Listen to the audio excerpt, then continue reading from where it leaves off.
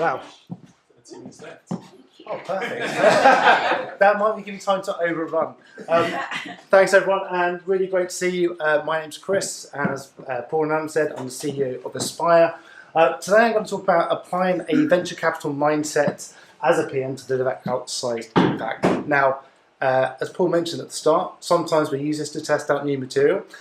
This is new material. So we have been, for the past probably 12 months, been sort of putting together our thinking and our thoughts on what we've been seeing and working with our clients, not just now, but over the last couple of years. And it's starting to crystallize. So this is the first playback of applying the VC mindset in terms of our thinking and what we put in Alfred. So it'd be great to get your feedback on the back of this.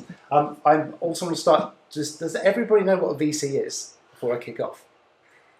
Great. So venture capitalists basically take other people's money and invest it into startups and high growth companies. And their job is to basically take it for equity and then be able to maximise the return as those companies grow and try and find an exit, either through an IPO or an acquisition.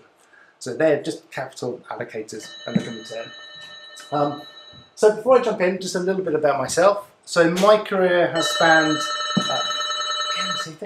three horizons: the commercial, the product, and the innovation. But for the last 13 years, I've been really focused around the product growth space. So started off at Pearson, where I was part of the global transformation team. Yes, it's as wanky as it sounds, but our role was to help the business move from a print-first business model to a digital-first business model. And I can share with you all the stories and the stars from that experience. And then I left and joined Rainmaking, which is an innovation and venture studio. And for the past 6 years, have been working typically with large enterprises, with their product teams and their innovation teams, to think about how do they build new products and services to meet changing customer needs, change of technology, through either building internal capability, partnering with startups, or venture building. And actually what we start to see is that when we're having those conversations, a lot of what we're talking now actually mirrors the work that we've been doing with startups and the kind of conversations we're having with VC investors. And really sort of the reason for that, from what we can see, is actually with the shorter disruption cycles, actually companies are having to move a lot faster. So this very sexy chart shows you the average life cycle of a S&P 500 company. So if we go all the way back to 1960, the average life cycle was a company would be in the S&P 500 for at least 60 years on average. We fast forward to today, it's on average around 13 to 14 years. And that really is driven by those shifts in technology, those shorter disruption cycles. But what that means is now large enterprises are having to work almost to the same timescale as the VCs.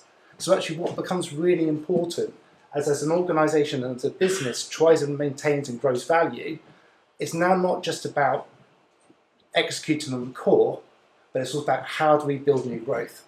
And actually when we work with product leaders and their teams around this, what we tend to find is actually they can execute the core pretty well, but when it comes to growth, there's a big gap in capability. And it's not necessarily about the skills, but it's more focused around actually the mindset. And that's where we've been working to bring in this VC mindset to help them try and make that shift to help be successful in trying to drive new growth. And really kind of what does that mean? When we talk about sort of the VC mindset, we think about 5 pillars. So how do you apply it to shaping your portfolio? How do you put it around your governance and your funding streams? How do you think about building capability, and not just skills, but how do you, for example, work with startups around investments through partnerships, through acquisitions? So helping build those different vehicles of innovation. And then what are the key metrics you should be tracking to be able to demonstrate that you're on track? And then finally, how do you communicate both to internal and external stakeholders that growth story? Because that actually is where a lot of it falls down. Now, I could cover all 5 areas, but we're going to be here probably until tomorrow. So I want to just pick out a couple of kind of two key areas that we see traditionally are the biggest blockers that when we come into work with organisations we tend to find. The first one is about how do you align the shape of your growth, your new product portfolio, to the growth strategy. Now that's a lot of wanky terms, so what do I mean by that? Actually, when we typically engage a business unit, and it's normally a business unit rather than the whole business, because different businesses will be on different trajectories, we want to understand where are they in terms of the market. Are they in are they working in sort of traditional market where actually it's a growing business in the growing market, so there's lots of opportunity to expand at the core. Are they in the growth where actually we're starting to see the growth plateau, the plateau for growth, so looking at adjacencies? Or in a slow market with a slow business model, and therefore they're needing to look to reinvent. So it's really important actually when we come in, we understand from a business unit leadership point of view where their growth ambition is and where their growth strategy is. Because then what we want to do is to say, well, in order if that's where you need to be, what does your product portfolio look like of new product pipeline?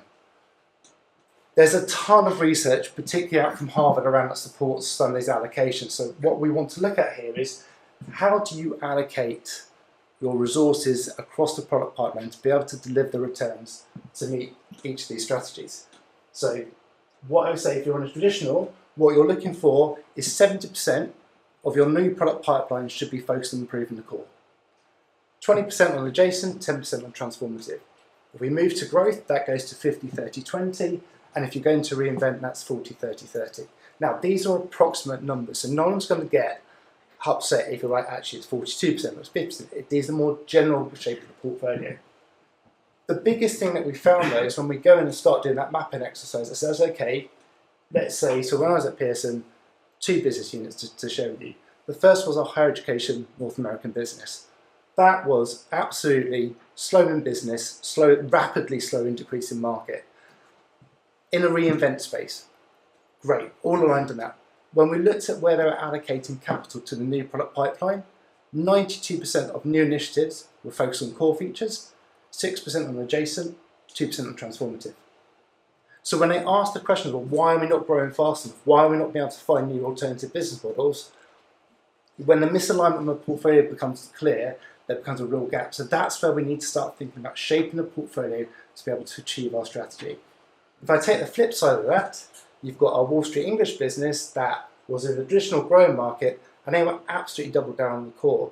And when you actually got to the board level and you watched the year-on-year growth, the difference was very obvious. There is a converse to this. I don't know if anyone's heard of Gibson Guitars. Gibson Guitars? CEO of Gibson came in and said, actually, he thinks he's in the market's crashing, we need to be really innovative. And he actually put all the money and innovation and new product development onto that final transformative piece and forgot about the core business. Well, that compounded with other pieces and actually ended up taking them bankrupt. So that alignment piece is really, really important. And it's a thing that actually, if you're in your business today and you're talking about growth, it's a really good exercise just to ask that alignment and actually just to visualize, put your portfolio out there and map it across, and that should hopefully tell you a story. The second part and second takeaway is so growth is hard. Building new shit is really hard and it's highly risky. The job of the VC is to return, for every pound that's given to them, is to return at least £5 or £7 minimum back to the investors. Which means to do that, they have to think of a growth funnel. So they have to think about supporting multiple ideas, invest in the right amount of capital for the stage and traction, and then being ruthless prioritization. When you switch it back into enterprise, typically what happens when they build a growth tunnel, which means all the money tends to go on 1 or 2 big strategic initiatives that suck up a ton of resources, a large part of the capital, and it becomes too big to fail. So actually what happens is over 18 months to 3 years, it sucks up all the resources and it becomes a zombie project and doesn't actually deliver the ROI. What we need to be looking at is how do we move to building this stage gate multiple portfolio approach where what we're looking to do is optimize the speed of learning. We want to be able to launch lots of small tests to begin with and then double down on the winners where there's traction and be able to kill the ones that aren't working ruthlessly quick. So we can take that resources back into the business. And I think that for me is the key bit. Actually, those organisations that start putting in this investment stage gate, so each of those stages is a time box. The projects have to show traction and data. Those who do are able to pass on to the next stage and raise more capital. Those who don't get killed. And that allows us to then be able to be really effective and ruthless in what we do. So those are my 2 key takeaways. Hopefully that's provided a bit of insight. If you'd like to carry on the conversation about the other pillars and just deep dive into this and share experiences, please hit me up. I haven't put my contact details out there, but I'll share with you after. Thank you, you've been wonderful. Thank you.